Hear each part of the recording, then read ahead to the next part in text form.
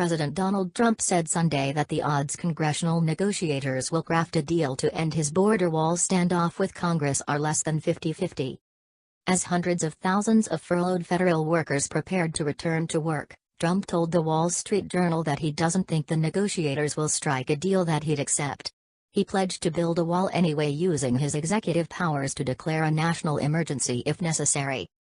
"I personally think it's less than 50-50, but you have a lot of very good people on that board," Trump said in an interview with the newspaper.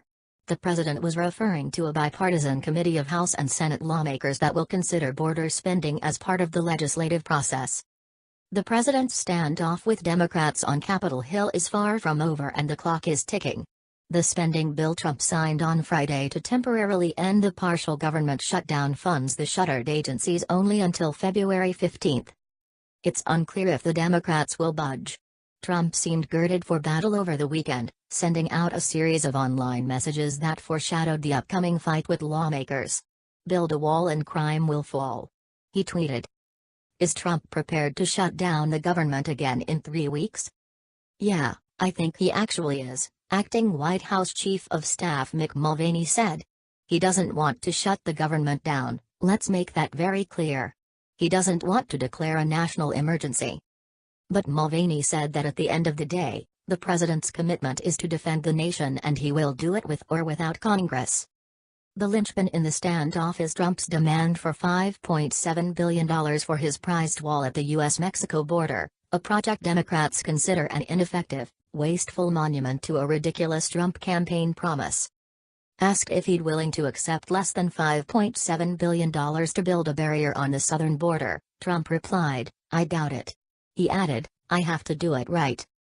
He also said he'd be wary of any proposed deal that exchanged funds for a wall for broad immigration reform. And when asked if he would agree to citizenship for immigrants who were illegally brought into the U.S. as children, he again replied, "I doubt it." California Representative Kevin McCarthy, the leading Republican in the House, said Democrats have funded border barriers in the past and are refusing this time simply because Trump is asking for it. "The president is the only one who has been reasonable in these negotiations," he said. Representative Hakeem Jeffries of New York, a member of the Democratic leadership in the House, said his colleagues are looking for evidence-based legislation. "Shutdowns are not legitimate negotiating tactics when there's a public policy disagreement between two branches of government," he said. Jeffries said that Democrats are willing to invest in additional infrastructure, especially at legal ports of entry where the majority of drugs come into the country. "We're willing to invest in personnel. We're willing to invest in additional technology. In the past, we have supported enhanced fencing and I think that's something that's reasonable that should be on the table," he said.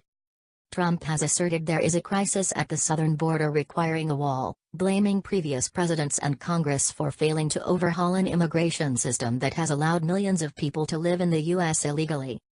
Last month, he put that number at 35 million, while on Sunday he pegged it at 25.7 million plus, figures offered without evidence.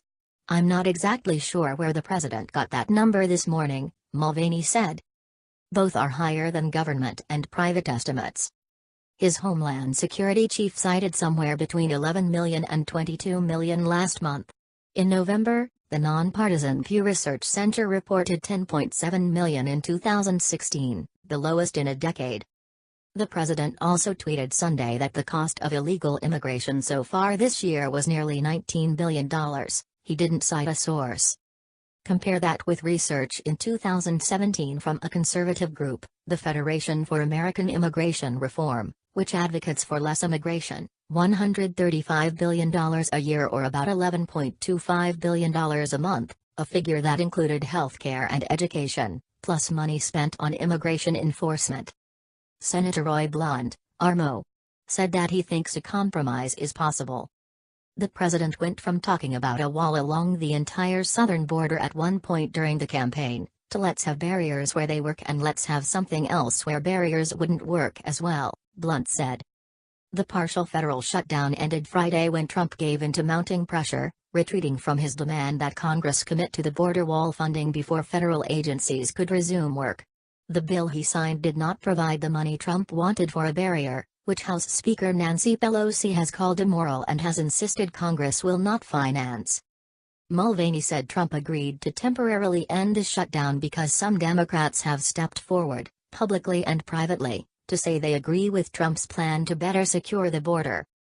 Mulvaney said they told Trump they couldn't split with Pelosi and Senate Democratic leader Chuck Schumer, and work with the White House if the government remained closed.